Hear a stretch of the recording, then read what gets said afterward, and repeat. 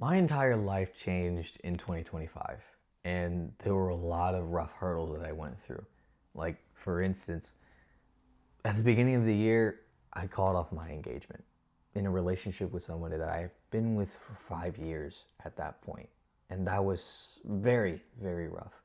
Then, towards the middle of the year, I went through a rough career change. I went from making around 5K a month online, working the job that I've wanted for a long time, and working in a business that I actually felt like I had equity in, to working back with my parents and having a pay cut of half of my money.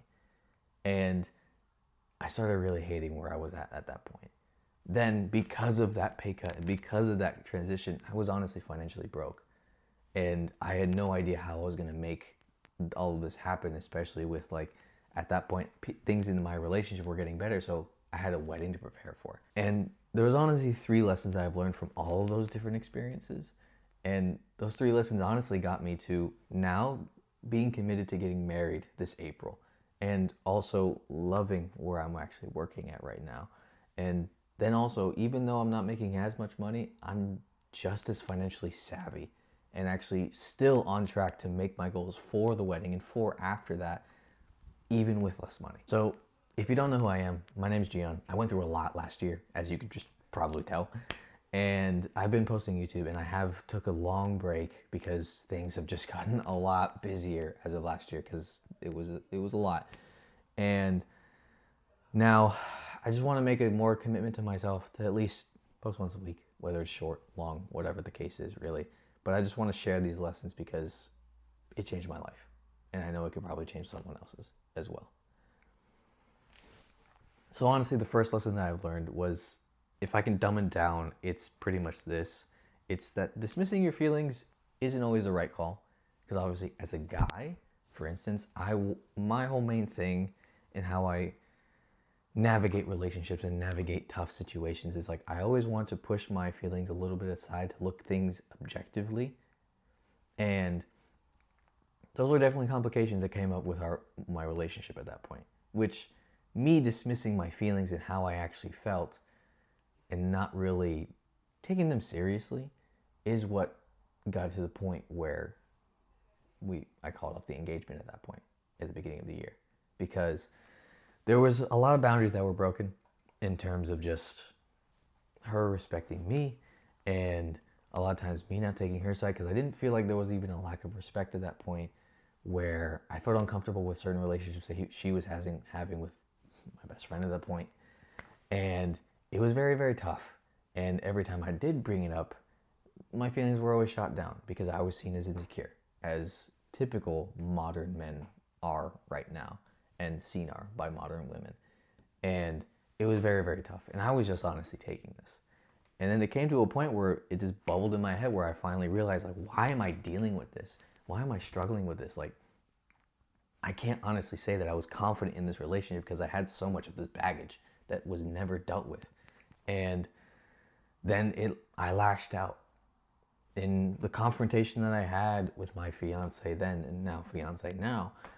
I lashed out. I said things that honestly hurt a lot to her, and things that I definitely could have phrased a lot better, because it just wasn't fair at that point. And my feelings were valid, but the way I presented it wasn't. And that was hurt on her, and that was just me sharing my hurt. And that was the point where, like, I don't even know if this relationship is even going to work. And so we need to take some time away. And long story short, we went to counseling. We got counsel from people who actually knew what they were talking about, not just our parents, because that was a big issue. And going through this whole process, which was months and months and months on end, of just like, okay, we said that we wanted to work through this. We got to that point. We got to the conclusion, hey, we want to work through these tough things. So, like, let's actually work through this. And actually going through that and having these hard conversations actually meant that dismissing my feelings weren't always the right play. Because a lot of times when you start to feel certain things, like whether it's, that made me really uncomfortable, what you did, your action, or that upset me, you're supposed to navigate that. You're supposed to actually talk through that rather than just letting it sit and bubble in your chest, and then the next time you explode, that's because you just weren't upfront with the other person. And that's what I had to learn, of just honestly being honest with her and like what bothered me, but also allowing her to feel safe that she had to be honest with me. And it definitely had some work through as well, but we actually, and I can honestly say this, like the transformation that has happened, that God has put on this relationship, and also the work that we've put towards this, is remarkable. Because honestly, I can tell you, we have a completely new relationship than we've had like the beginning of last year, and exactly a year ago. And I wouldn't want it any other way. I love her so much, and I could not ask for anyone better to marry, to choose for this, to choose to spend the rest of my life with. And it's a very big decision, and went through a lot of heartache. And I know that there's more heartache to come with, and there's a lot of things that I need to learn, and there's a lot of things that she needs to learn, and all of that jazz. But the main thing is like that proved to me that like, yes, I would love to marry this person, is because we went through that tough thing. And that wasn't cheating, and that wasn't anything like that. However, the fact that now we can be at this place where we can honestly hear each other when we're going through these struggles, when we're going through any, what's the word for it? Heartache, or anger that may be resentment, or hurt that we may have inflicted on each other, because that will happen, because we're human. Actually being able to discuss that and actually have a safe interaction with that, and have the other person really hear you out, that's what made it for me. Because I know that no matter what happens, no matter what type of pain that happens, if we can continue to have this level of communication, or in even better, this kind of communication, the sky's the limit, really. Because if we can't talk about something, then that something is going to blow up. But if we can talk about it and sizzle it out when it's like a seedling of a problem, then you get to fix most of the problems that happen along the way. And that's just beautiful. And that really changed the way I see things, the way I interact with people, and even the way I interact with the people I love too. And being more of who I am, which is I'm more of an upfront kind of guy. So if I see something that's blatantly wrong, I'm going to let you know, trying to be in a more comfortable, not comfortable, but a more soft kind of way of like, hey, I really don't think this is the right thing. But before, I would always hold back my tongue. And now, I'm not going to do that anymore. And that actually leads me to the second thing, which is, because dismissing your emotions isn't always the great play. Because integrating with lesson 2 is that emotions are honestly, they're great signals, right? Because they signaled me that something was wrong in my relationship. Something was wrong with either me or my relationship. And at that point, it was both. And signals are, they're great emotions are great signals, but not truth tellers. They're great signals, not truth tellers, because emotions can give you lies, honestly. You can feel one way, but that can be the totally opposite of what actually is happening at that moment. And that's honestly what I felt the most of, because when I was going through this career change, I was working 3 years online with the business that I loved to work with, and learning ads, learning online sales, learning appointment setting, learning how to structure a business, how to renovate offers, helping people, everything else like that. Then came to the point where the person who I was working with, they decided they didn't want to do it anymore. He was the head honcho. And so he decided to shut down the business, even though like I was thinking of all these different things, like how could we grow the business? How could we make this even better for people? And it came to a close. It really did. And I had two options. I could either use my skills and keep working in the online space, which I had opportunities to, or my parents own a pest control company, and I could go work with them. To be honest with you, my first option was not my parents. It was not, because pest control does not interest me at all, at least at that point. And I was just praying and wrestling through this idea and these two decisions that I could do. And lately, Like my emotions were telling me one thing, that like, hey, this is the easiest option. Like you should probably do this. And my emotions were telling me like, no, do not do that. Like, whoa, don't do this. Don't. And then God's like, do the thing that you don't want to do. And so I was like, oh, frick.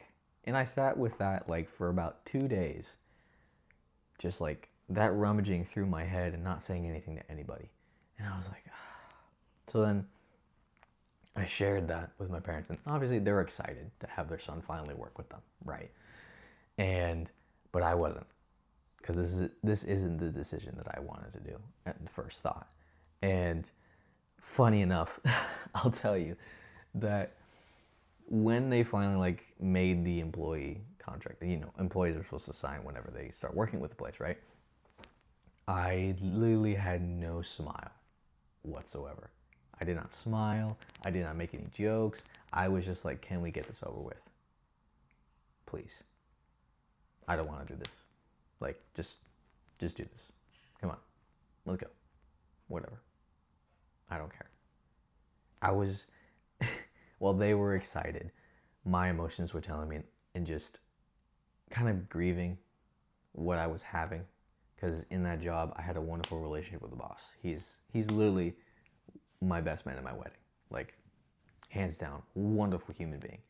And then that coming to a close of just being able to work with him and work in that avenue with people online and everything else like that, like I was honestly grieving and I was angry. And my emotions were telling me that this wasn't a good idea.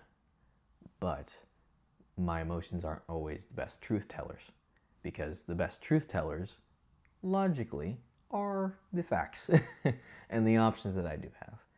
And it took me definitely a while, especially a couple months, to actually just finally like get my ambition back, heal from that wound that I've been going through, and that kind of grieving that I was going through from losing this job essentially, and embracing this new one. Because I honestly had to sit down with the fact that my life is different now, and this is the best opportunity that I have in front of me. Because if I were, let's say, to work with another business, I still have the ambition to start to own something of my own at one point. And now, sure, I can make a lot of money with another online business because I have the skills that necessarily do that. However, I wouldn't be able to own anything. I wouldn't be able to I'd still be working underneath someone else, and I still have that burning desire to own something. But then I have this opportunity to put myself in a direct line with people who are literally my parents, to give me the best opportunity, which is like, at the end of the day, it's going to be me and my brothers. And my brother doesn't want anything to do with business at all. And so this is an opportunity to jump at. And this is a blessing that I have that not everyone else has. And now the business isn't $1 million. Absolutely not. We're going to have to start working through that. And that's what I want to talk about more through that this year. But it's difficult. And that's the lesson I've had to learn, really, is just like emotions, they're great signals in letting you know that something's wrong with you, or something is actually going on with your psyche and everything. But that doesn't mean they're actually telling the truth all the time, right? You may be believing a lie, or you may be just feeling in your feelings. And that doesn't mean you need to necessarily take action on every single feeling that you have, which is something I necessarily needed to know, really. And then this actually leads me to this, because obviously with the transition of careers from working a good paying online job, by the end of it, I was making $5,000 a month, which is like the goal that I wanted from the beginning, really. Then that got cut down to like $2,400 a month, because I was working bi-hourly, and my parents can only afford to pay me $19 an hour, right, as of right now. And we want to obviously up that for our rest of our technicians and stuff like that. But, that's just what it is right now. And that was tough, because I literally was making double of what I was making, and now cut that in half. So I needed to figure out, because at that point, we already had made plans for me and my fiance anyways. We already had made plans for reestablishing the wedding, which is going to be next April at that point. And so we got to save $10,000 on each side of us in order to kind of cover these costs and make sure the apartment is ready and all the different jazz. And so with that pay cut, I'm a little bit stressed because how the heck am I going to make this work? And here's the neat thing. Since I was working with a financial coach as like the person who I was working with before, I had to take some of those things. So first off, I cut off a lot of subscriptions. And because the main thing in this lesson that I've learned from this pay cut is that stewarding your money is not that complicated. It can be difficult, don't get me wrong, but it's not that complicated. Because when I was making $5K a month, obviously I had a lot of leftover disposable income, but I was also being able to save $1,000 a month, which is very, very nice. And then enjoying these different subscriptions, not just for entertainment, but for business purposes as well, to actually improve workflows and yada, yada. Now, here's the thing.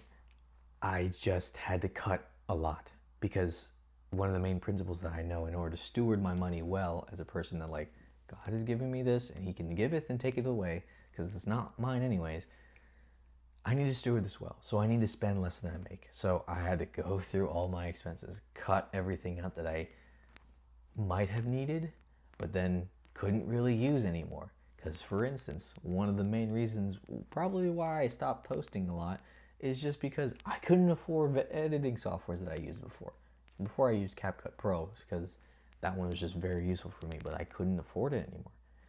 And that was just really tough, so I had to cut that off. I had to cut other things off and do everything like that. And before, I was eating out a lot, like much more than usual, because I would sometimes order DoorDash, go out on the weekends, nearly every weekend, and have a lunch, have a dinner, whatever the case is, right? Now I had to cut it. I can only do it at most once a week.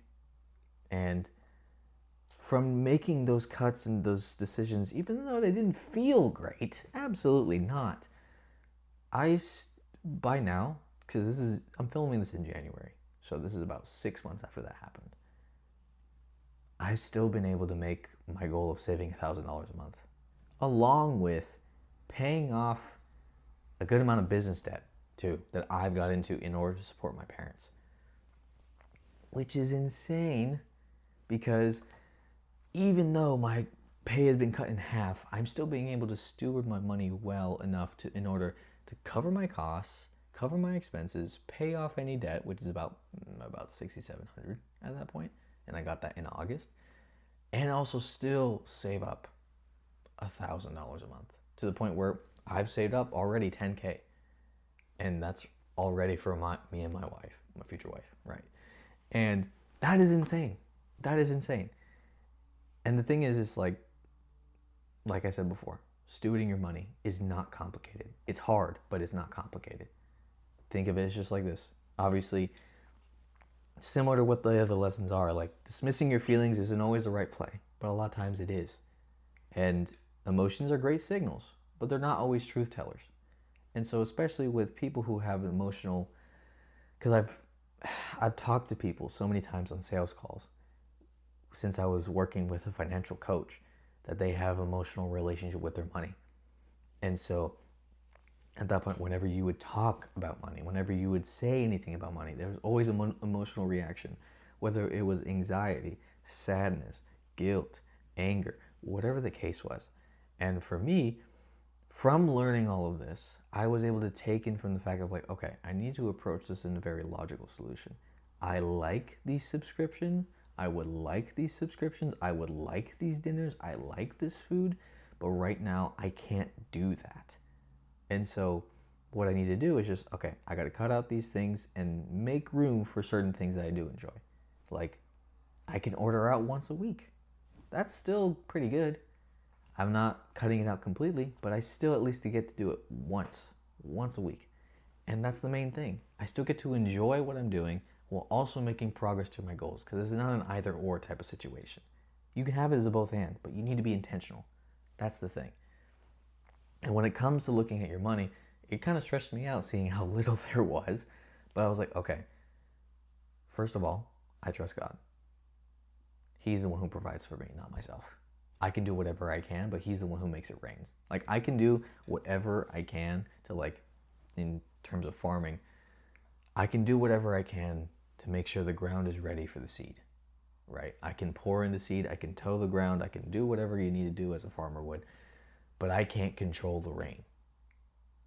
If there's a drought, there's a drought. But I'm not the one who provides the rain.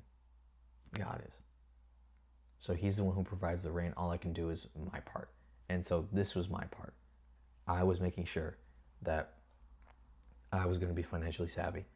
And it took a lot of working through. And it took a lot of times where I did have to pull out of my savings sometimes.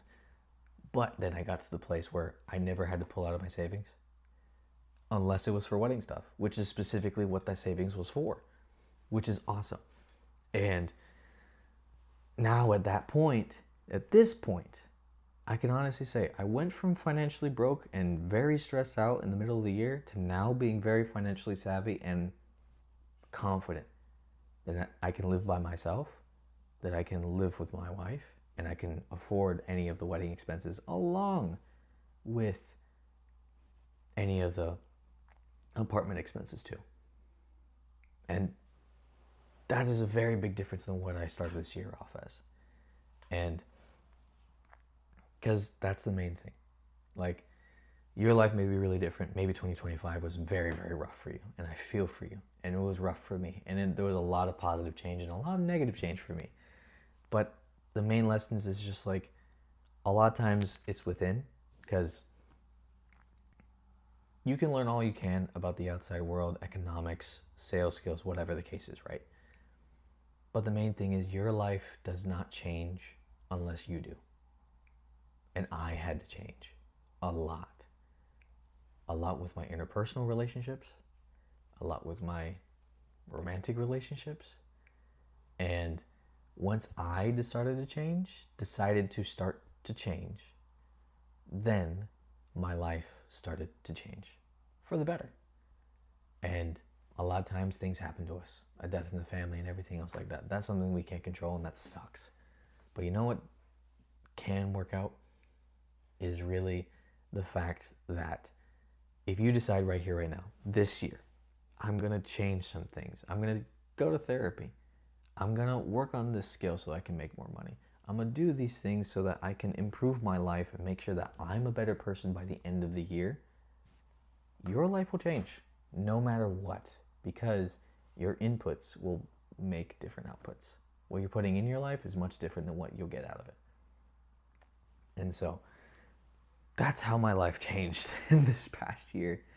And I hope this encourages you, really, because at the beginning of the year, I was a broken mess. I really was. And it was tough. And then I went back down to rock bottom when the career change happened. And I lost my job. And so I had to start working with my parents. And now I have to learn a whole new industry that is completely different than what the online is, with a lot more overhead. And helping my parents, trying to guide them, with everything that I've learned, trying to help them along the way, and trying to serve customers, going to people's houses, manual labor. I was working 3 years in a desk. And then I started working in June, which is one of the hottest months here in Florida. So I went from AC 24/7 to then 97-degree heat in a long sleeve and in black pants, shoveling and spraying houses and using all kind of manual labor. That was freaking tough. That was tough. And I was like, man, is this always how it's going to be? Luckily, it isn't. But that was really, really tough. And then when it came to finances, I have to work out this lack of finances along with this job change that I don't necessarily like. And I imagine that's a lot of people. And the reason why it changed so much for me is just because, like, you gotta have gratitude. Sounds cheesy, but you got to. I'm grateful now for the fact that I get to work with my parents, because not many people get to. Not many people would like to, anyways. And they're not horrible people. I can work with them. And we do listen to each other as much as we can. And we want to grow this business, because my main goal is not for I to make a lot of money. Right now, the main thing for me is just making sure that they can retire. Really. I just want them to retire. I want them to be able to step aside from this business because they've been working in this for 18 plus years all by themselves, and at least have someone or a system of people to actually make sure that this business grows, this business can work wonderfully without them needing to be in the day-to-day constantly. And that's the main thing I want for them. That's the main thing I want for the business right now. So I got to put in the work. I want to share that work for the rest of the year. And yeah, that's pretty much it. Peace.